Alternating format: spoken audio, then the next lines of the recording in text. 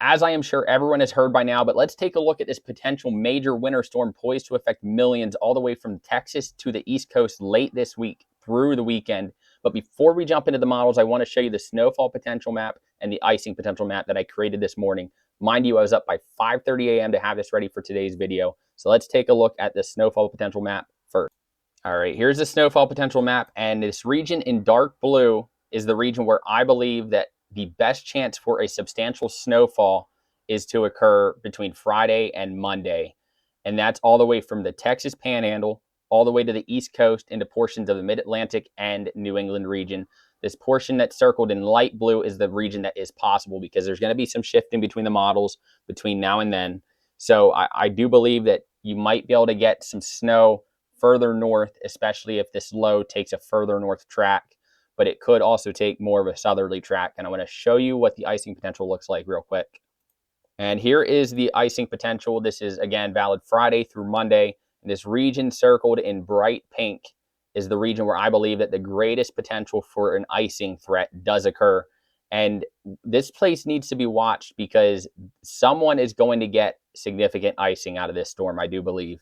So this is a very, very serious situation that could unfold across portions of the Southeast with this ice threat. So this is also, I know everyone's focusing on the snow, but the ice threat associated with this storm needs to be monitored closely, and I will keep you guys updated. But let's take a look at the weather models now, and I want you guys to dive in my head for a second. I know it's a scary place to be, but I want you guys to see what my thought process is on this storm, and we're going to diagnose the different models and see why each model is showing a different solution and a different track for this storm. So just hop inside my head for a little bit, enjoy the ride, and it won't be long. So we're going to start with the Euro AI, and I want to show you, here is the southern branch energy, and here is the northern piece that is going to be coming down, and this is going to be the steering mechanism for this southern piece of energy here. And look at this. You get a positively tilted trough with the northern piece. It comes down and it steers the southern piece from the southwest to the northeast, because look at the flow. Look at the flow with a positively tilted trough, and it digs further south than what the GFS is showing. And I'll show you what the GFS looks like in a second. But you get the flow out of the southwest, and that guides this storm that forms further northward and up into the Mid-Atlantic and New England region. Now, I want to show you what it looks like at the surface here. So here is what it looks like at the surface. I'm going to move this along quick. And again, this is the Euro AI.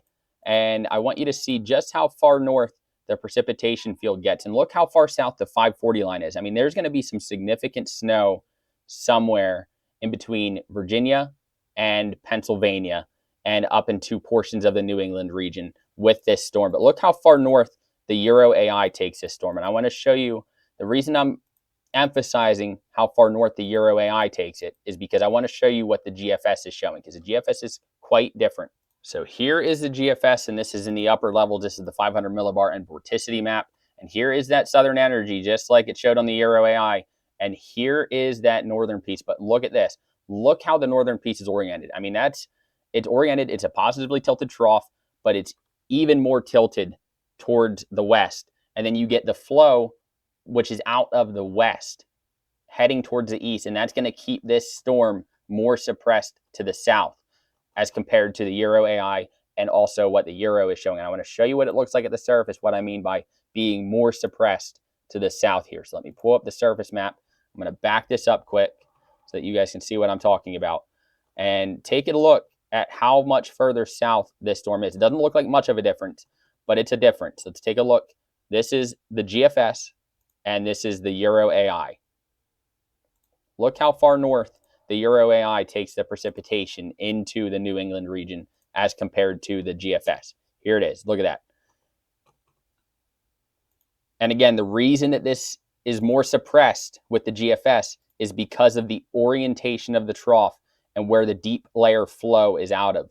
The deep layer flow is going to be oriented from west to east, which will guide this storm more towards the east and not allow it to come further north like the Euro AI is showing, and also what the European is showing. Now let's look at the European quick. All right, so here is the Euro, and take a look at this. You get this positively tilted trough, but it's oriented more from the north to the south, and you get the flow out of the southwest, which allows this storm, this energy, to go further northward. And I want to show you what I mean by the difference. I'm gonna show you. This is the European, and let's take a look at the GFS.